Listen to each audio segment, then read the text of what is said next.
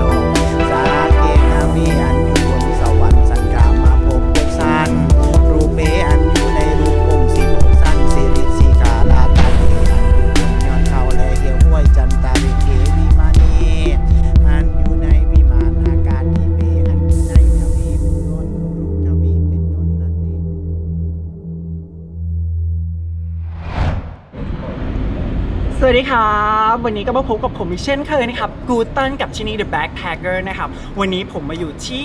วัดปทุมวนารามราชวรวิหารนะครับผมซึ่งเป็นพระอารามหลวงชั้นตีนะครับอยู่ที่ใจกลางกรุงเทพมหานครเลยซึ่งเป็นสิ่งที่ Amazing มากๆนะครับผมเพราะว่าอยู่ใกล้กับ BTS นะครับสถานีสยามนั่นเองลงมาอยู่ข้างพารากอนก็จะเจอวัดปทุมเลยนะครับซึ่งวันนี้ผมก็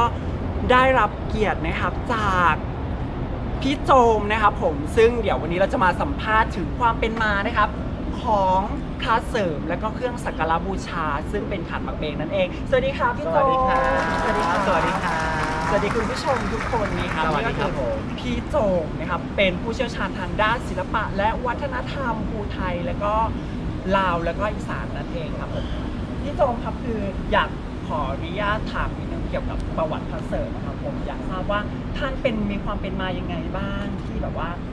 ทำไมถึงได้มาประดิษฐานที่วัดปทุมอย่างเงี้ยครับเดิมทีท่านเป็น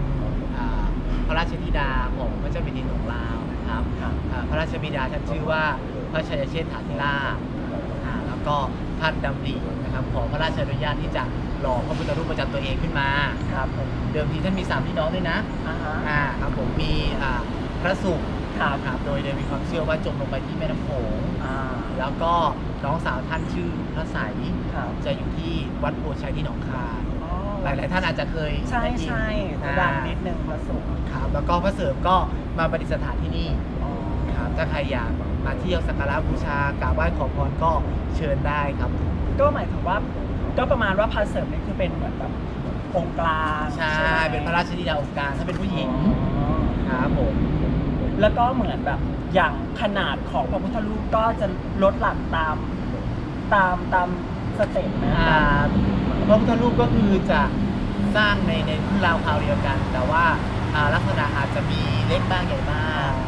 ใช้คำว่าตามฐานเราสั่งจะดีกว่าแล้วทีนี้ในส่วนของตัวนี้ครับหมากเบงตัวนี้คือทำไมเราถึงต้องใช้หมากเบงในการสักการะพระพุทธรูปอะครับเรามีคอนเซปต์ที่ว่าพระพุทธรูปนี้มาจากลาวใช่ไหมครับผมก็เลยนำคอนเซปต์เช่นหมายถึงว่าเครื่องสักการะก็ต้องเป็นแบบลาวเป็นแบบอีสาน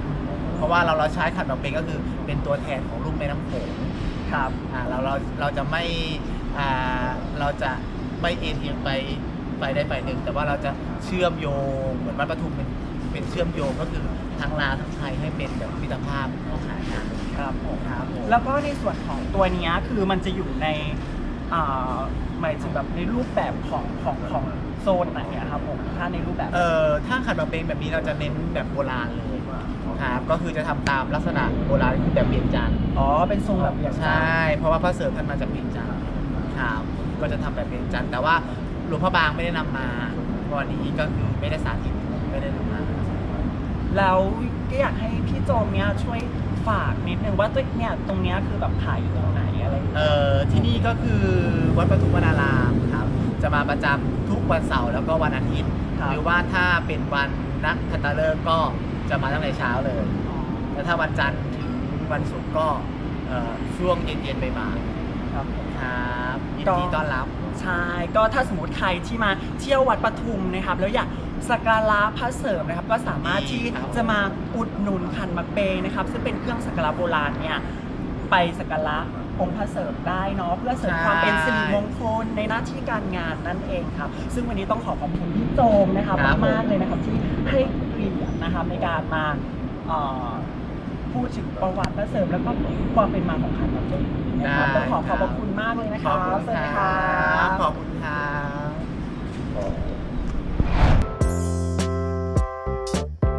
ครับตอนนี้นะครับผมก็มาอยู่ในศูนย์ปฏิบัติธรรมเนาะเป็นศูนย์ปฏิบัติธรรมในวัดปทุมวนารามนั่นเองนะครับซึ่งไม่น่าเชื่อเลยว่าจะมีธรรมชาติอยู่ใจกลางเมืองกรุงเทพของเรานะครับขนาดนี้นะครับซึ่งถือว่าร่มรื่นมากเลยเราจะเห็นบรรยากาศนะครับสุดยอดมากเลยนะครับซึ่งเหมือนแบบเราอยู่แบบท่ามกลางธรรมชาติอะไรอย่างเงี้ยซึ่งถือว่าโอเคมากเลยครับซึ่งถ้าสมมติใครที่สนใจที่อยากจะมาปฏิบัติธรรมนะครับก็สามารถที่จะมาปฏิบัติธรรมมานั่งสมาธินะครับหรือว่าทำจิตใจให้ผ่องใสได้ภายในศูนย์ปฏิบัติธรรมภายในวัดปทุมวนารามนั่นเองครับผม